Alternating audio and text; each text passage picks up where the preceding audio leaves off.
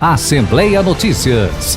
2015 foi um ano de muito trabalho, eficiência e transparência na Assembleia. Uma ampla reforma administrativa reduziu gastos e melhorou a qualidade dos serviços. Os recursos economizados serão investidos na saúde pública. A Assembleia aguarda a licitação das ambulâncias a cargo do governo do estado. O projeto Assembleia Itinerante levou serviços ao interior. Foram realizadas dezenas de audiências públicas e aprovadas centenas de proposições e novas leis. A fiscalização foi ampliada com a abertura de 4 comissões de inquérito. Novas frentes parlamentares foram criadas, como a dos municípios da Baixada Cuiabana e a que trabalha pela conclusão do VLT. A Sala da Mulher intensificou suas ações filantrópicas e o Teatro Zulmira Canavarros assegurou a promoção da arte e da cultura mato-grossenses. A Assembleia mudou e o trabalho realizado melhora a vida de todos.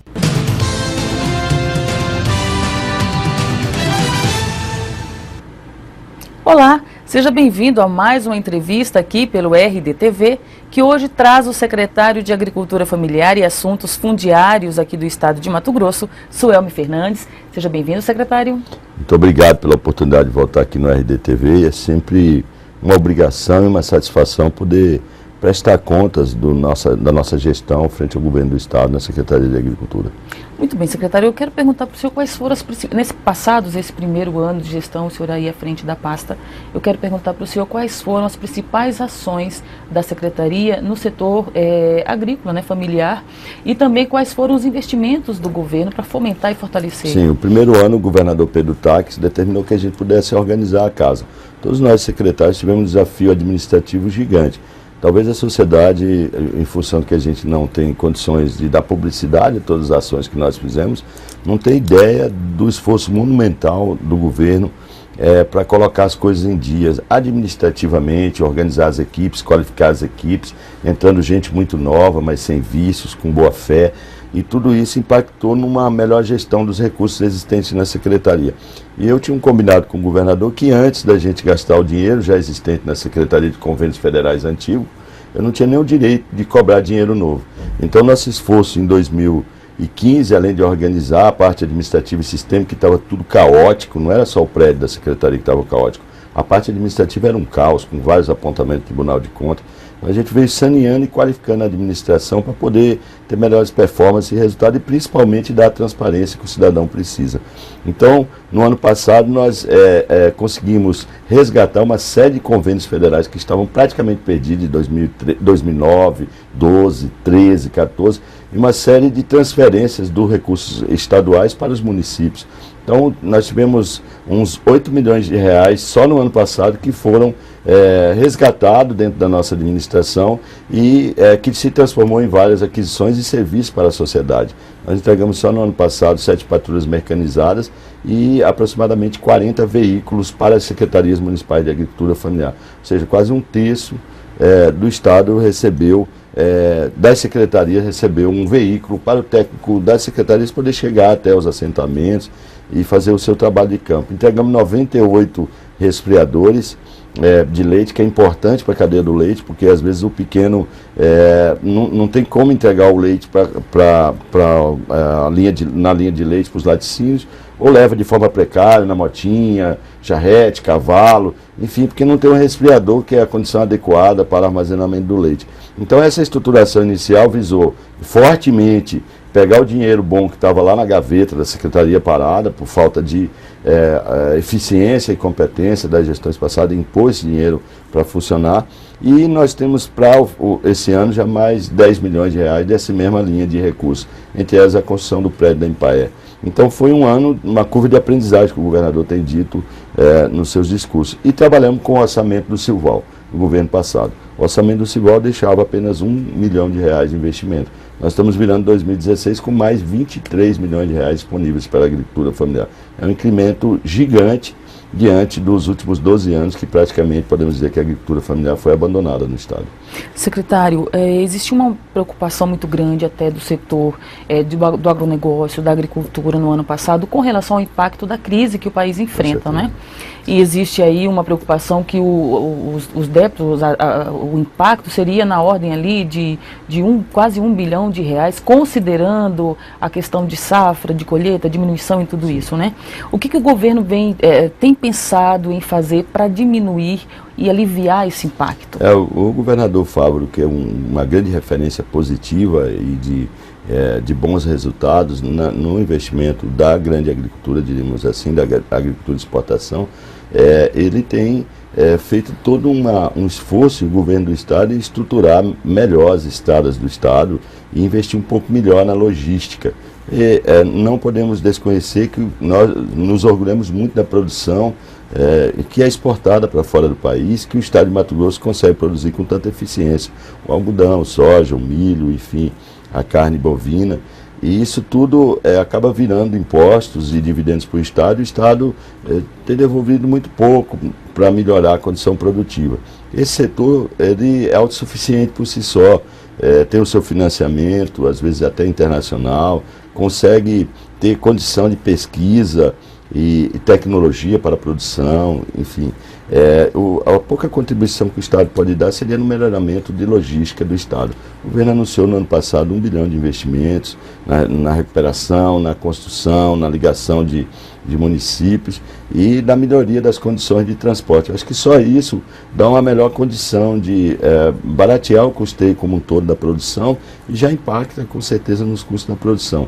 Agora, o cenário internacional para os negócios da agricultura familiar, da grande agricultura, no ano passado foi muito bom, e eu acho que esse ano pode repetir isso, apesar da crise, os negócios internacionais, e Mato Grosso tem garantido um desempenho muito bom na balança comercial brasileira, com os commodities que são exportados daqui de Mato Grosso. Então eu acho que em função da eficiência, a organização e a capacidade tecnológica da grande agricultura, nós conseguimos ter uma boa performance.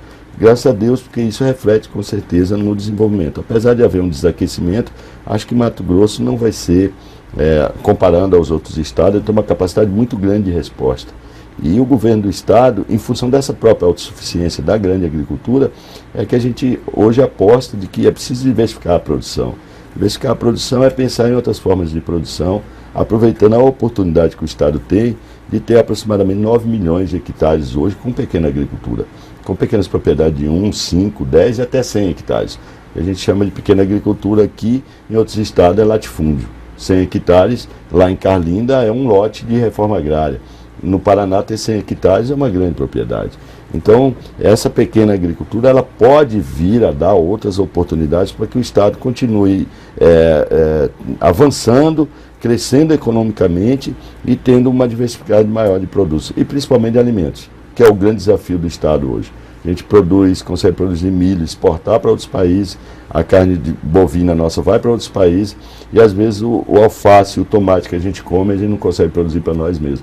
Então a gente é eficiente para mandar alguns produtos até para a China, para a Ásia e para o mundo inteiro, e o nosso alimento que comemos todos os dias, às vezes, nós temos que importar de fora. Então esse paradoxo precisa ser resolvido, e o governador Pedro Táxi tem dito que ele pretende ser uma referência na agricultura familiar, por que não dizer o governador da agricultura familiar? Esse é o desafio posto. Sabemos que o senhor tem andado por vários municípios aqui do estado para conhecer, né, até para conhecer em loco, saber qual é a real situação da agricultura familiar.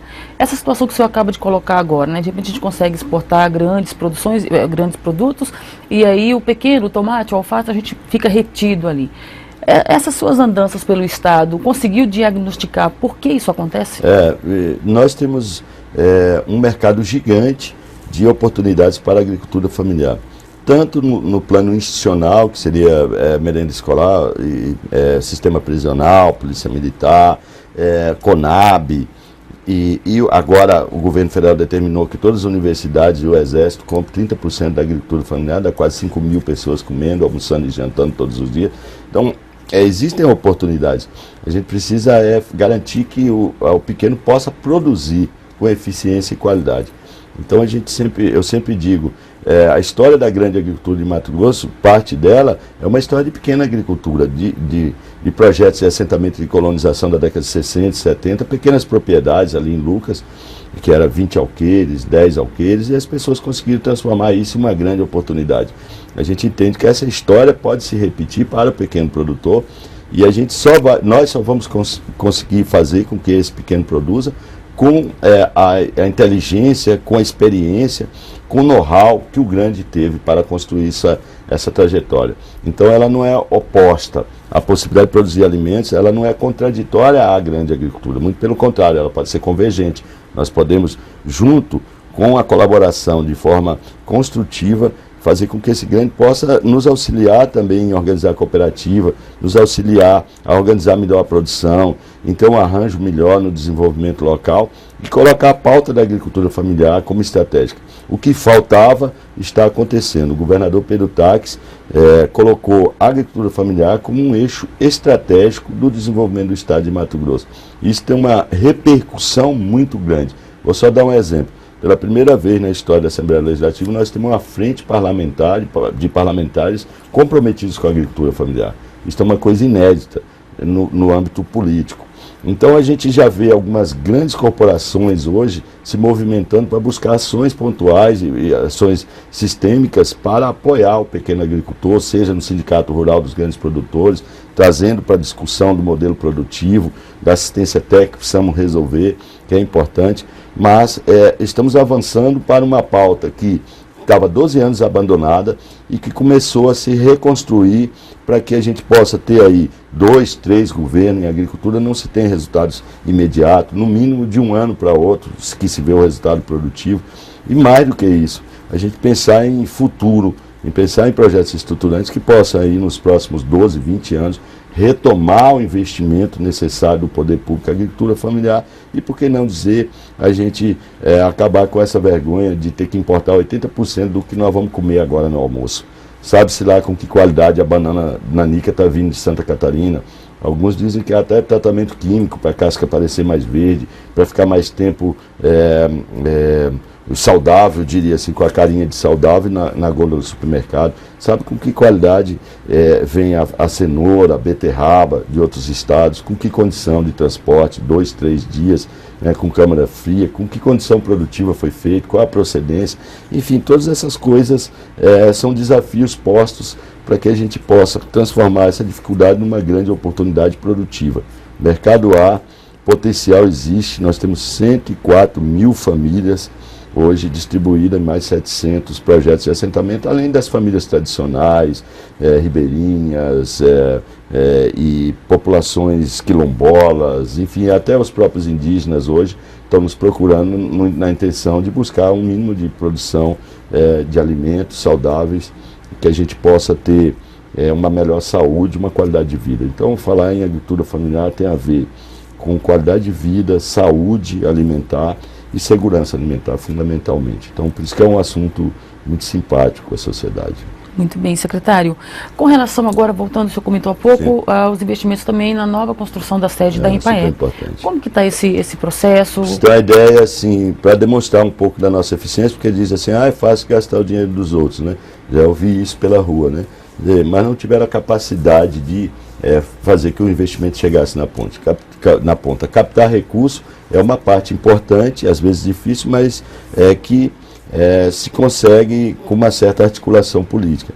Pôr esse dinheiro para chegar na ponta com transparência, sem corrupção, é um desafio da administração pública. Então, muito desse recurso, 90% do recurso, é uma emenda do Jonas Pinheiro, falecido, de 2009. É um prédio que a Empaé tinha um prédio que é hoje onde é a SEDUC, foi tomado dele na época do governo Dante. A Empaé perdeu sua sede principal e ali se transformou a SEDUC. Isso teve um impacto moral sobre a empresa como um todo muito grande. A Empaé hoje está habitando num prédio, diríamos assim, impróprio, improvisado.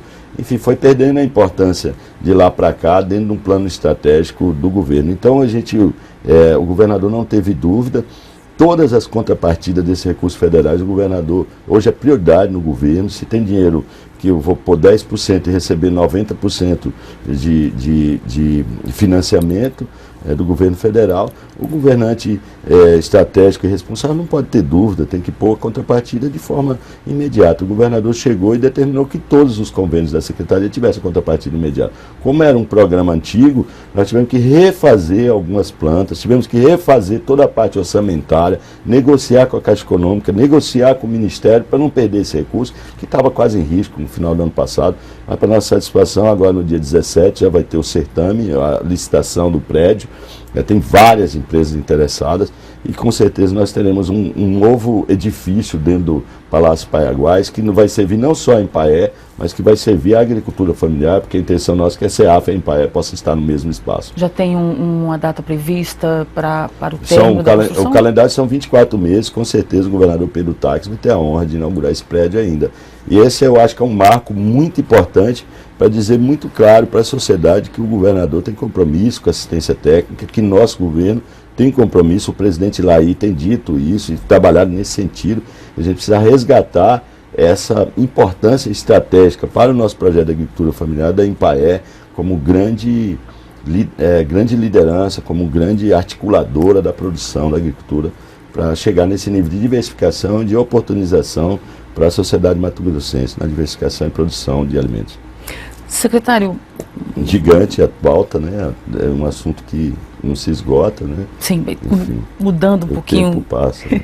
Mudando um pouquinho de assunto, o senhor tem acompanhado os últimos acontecimentos envolvendo aí a prisão do ex-governador Silval Barbosa? Sim, claro. Como toda a sociedade tem acompanhado, né?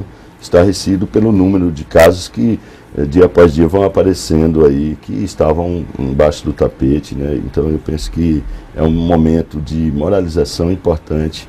Eu acho que acaba sendo um exemplo didático, corretivo, importante para aqueles aventureiros que estão acostumados a se apropriar dos bens públicos, né? Então ele tem um impacto importante. Eu acho que é um modelo de conceito que o governador Pedro Taques tem pregado para as instituições públicas de transparência, ética, de eficiência e combate à corrupção. Então eu acho que poder deixar os poderes que representam o controle social fazer o seu trabalho de forma honesta, transparente, sem pôr nada na gaveta, eu acho que é uma demonstração do compromisso do governador com a transparência e o combate à corrupção, que é a sua bandeira mais forte. Justamente pelo governo do Estado levantar essa bandeira e defender tudo isso, combater a corrupção e tudo mais. No caso da Intermat especificamente, sabe que é uma autarquia, mas já existe o governo já avalia a possibilidade, algum mecanismo que possa coibir que situações semelhantes possam ocorrer novamente envolvendo a Intermat? Com certeza, o Gabinete de Combate à Corrupção é a demonstração de um espaço aberto à sociedade para se combater, e tem trabalhado muito nesse sentido. É lógico que não há interesse de fazer relatório, deixar isso público, mas existe uma série de ações que são desenvolvidas de forma preventiva e também coercitiva em relação a possíveis desvios de conduta, malversação, o cuidado com o combate à corrupção deve ser uma atividade constante em todas as gestões. Eu cobro isso do meu superintendente, cobro dos meus coordenadores, e eu sempre digo, ela não está às vezes só na cúpula daqueles que são gestores, às vezes ela está nos mecanismos, nos micros poderes, nos médios poderes e tudo mais. Eu tenho certeza, e você pode ver que quase sempre quando um secretário da gestão passada ou envolvido em alguma corrupção, sempre tem ali um superintendente, um adjunto, um assessor envolvido, porque ela se opera de forma, ela está enraizada às vezes dentro do setor gerencial das administrações públicas. Então o governador tem cobrado da gente muito para que a gente possa redobrar os cuidados, como diz ele, nós temos muita confiança nos secretários, mas a gente tem que cobrar muito de nossos times para que possa estar atento a qualquer desvio de conduta, improbidade, e que a gente possa, assim que a sociedade possa demandar, de forma clara e objetiva, responder de forma eficiente, para que a gente possa garantir esse conceito importante do nosso governo, ser um governo que, não que é um governo que está vacinado contra a corrupção, mas que tem uma vigilância constante para que esse tipo de prática não possa existir. O caso do Intermate, com certeza, agora, nessa mudança que o governador já anunciou, de que a Luciane Bezerra está afastando, ela vai ter um plano emergencial muito forte para tornar daquilo o que a sociedade espera, um órgão transparente, eficiente, que tem uma blindagem da má política e dos vícios eventuais da administração pública. Então eu acho que é um desafio tão grande quanto o desafio do Detran, o Intermate. Eu acho que o que apareceu é apenas a ponta do iceberg. Nos últimos 4 anos, no começo da gestão, eu fiz um levantamento com o governador, foi comercializado mais de 500 mil de hectares de terra em Mato Grosso. Preços, às vezes, até do hectare de R$1. Então, esse modelo precisa ser ajustado de acordo com a necessidade, porque aquilo não vira uma imobiliária, mas que possa atender a interesses públicos fundamentais, até para fazer a boa política pública e fazer justiça social. Acho que o Intermate tem uma grande dívida com os pequenos produtores. Praticamente nesses últimos 4 anos não se assentou um lote, não se regularizou um lote do Intermate. O Intermate tem mais de 133 assentamentos em todo o estado e mais notadamente aqui na Baixada Cuiabana. Só para citar um exemplo, aqui no Cinturão Verde tem mais de 700 lotes, que está desde a época do finado Dante, 30 anos atrás, esperando uma regularização fundiária. Então precisa inverter a lógica da prioridade, esse é o compromisso do governador e a determinação. E a deputada Luciane começou a se organizar nesse sentido, só que o esforço precisa continuar na mesma toada, na mesma direção e de forma mais contundente, principalmente depois dessas séries de denúncias que começam a aparecer. E com certeza o Intermate pode dar uma grande contribuição à agricultura familiar, porque o primeiro passo para a produção é buscar o crédito. Sem o papel, o bendito papel de propriedade, como que banco que financia a produção? Nenhum. Então precisa dar o documento de posse para o pequeno produtor, para que ele possa ter acesso ao mercado, aos financiamentos e às oportunidades produtivas. Secretário, eleições municipais para esse ano, né? Inevitável, existe aí um cenário se desenhando, mostrando o PMDB extremamente interessado, até pela influência de Blário Maggi, em apoiar Mauro Mendes, né? Sim. Mas existe também um desconforto do PSDB com o PMDB em relação a isso. O senhor faz parte ali da base do governo, que é PSDB. Como que o senhor avalia esse cenário? Qual que é a visão do senhor com relação a isso? Eu penso que esse último jantar que houve entre os principais líderes da Prefeitura, do PSB e do PSDB, deu uma demonstração clara da nossa disposição, tanto do governador quanto do prefeito Mauro Mendes, de estar juntos.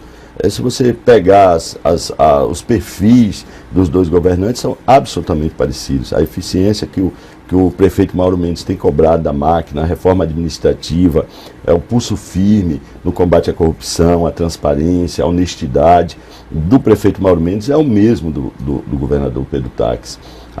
Tanto é que algumas referências de boas práticas de uma e outra administração são trocadas o tempo todo, basta observar as iniciativas.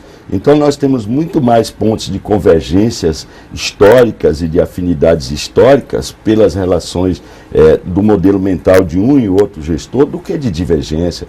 A divergência sempre vai existir em política e gente que trabalha cotidianamente para que elas continuem existindo. O senhor fala do PMDB quando o senhor diz isso? Não, eu digo do PSDB em relação ao PSB. O PMDB é uma discussão política que o governador tem dito claro de que não concebe que a gente possa ter um palanque que o prefeito tem a vice do PMDB, nunca passou na cabeça do prefeito Mauro Mendes. O prefeito Mauro Mendes tem vários motivos para estar no palanque do Pedro Táxi, disse isso a ele, por uma série de motivos e razões pessoais e estratégicas, né? Então a gente precisa afastar esse debate de 2018. Nossa eleição mais importante é 2016, era esse foco que precisa ser previsto e discutido. Esses cenários de futuro não interessam ao debate do momento. O debate do momento é bom para Cuiabá a eleição de Mauro Mendes, para que as boas relações entre governo do estado e município continuem, e como estão sendo importantes. Eu até digo antes, sempre digo que se o governo Táxi não tivesse compromisso com reeleição ou compromisso com o próprio Mauro Mendes, ele não teria nos ajudado a Prefeitura de Cuiabá a construir um novo pronto-socorro municipal, e a participação do governo do estado é muito importante. São Benedito é muito importante, além de N projetos que são feitos entre o governo do estado e a Prefeitura de Cuiabá. Cuiabá não pode perder esta janela de oportunidades que é a parceria Pedro Táxis e Mauro Mendes, porque são duas pessoas extremamente amadas e aclamadas pela população para que estejam juntos, e eu tenho certeza que nenhum nem outro vai trair os interesses da sociedade, porque é o melhor para Cuiabá e é o melhor para Mato Grosso. Secretário, conforme você me falou, então eu interpretei de que nessa união, nessa parceria, nessa amizade do PSDB com o PSB, não cabe então o PMDB? Não, o prefeito ele ainda vai definir ainda o processo político.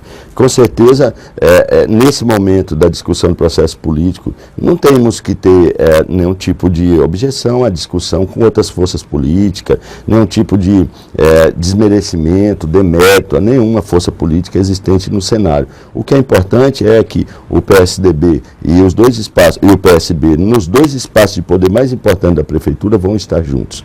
Agora, o arranjo das coligações, o arranjo das chapas, se é chapinha, se é chapão, enfim, tem muita água para passar debaixo da ponte, o debate só começou.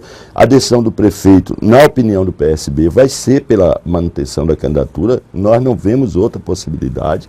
É um prefeito que revolucionou a periferia de Cuiabá, um prefeito que governou de fora para dentro, cuidando dos bairros pobres, asfaltando as vilas, as glebas, os locais mais longínquos da cidade, levando dignidade, resolvendo o problema do tratamento de esgoto em alguns, resolvendo problemas fluviais, das galerias fluviais, fundamental. Enfim, então, além do padrão das escolas que nós temos construído, que é um padrão, eu acho que vai deixar aí para os próximos 30 anos um patrimônio público para a cidade, além de espaços de lazer, enfim, e tantas outras coisas.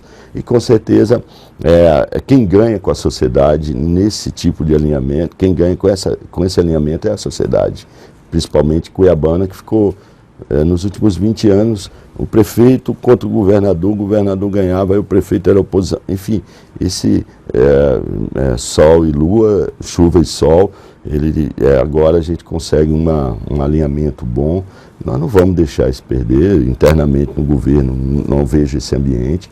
Eu estive com os secretários municipais da prefeitura, não vejo, pelo contrário, uma boa, excelente interação entre os secretários.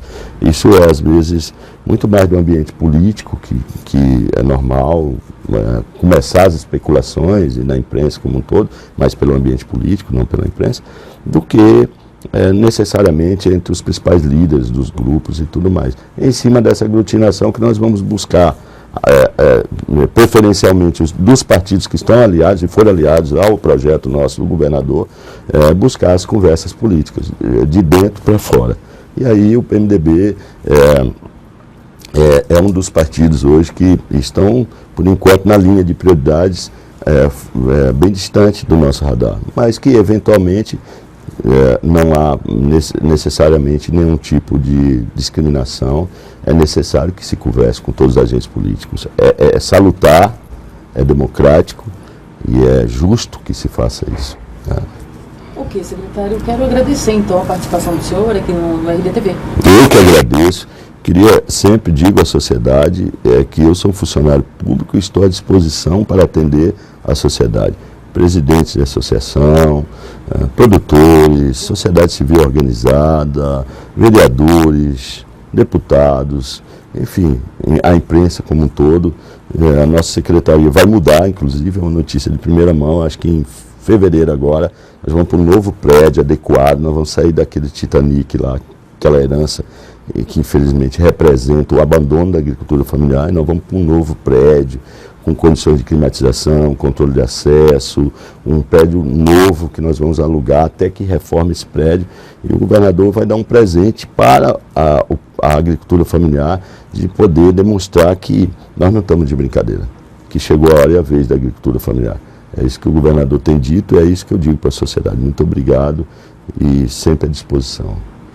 Então é isso, agradecer também a sua companhia nessa entrevista, pedindo sempre para você acessar rdnews.com.br/rdtv e até qualquer hora.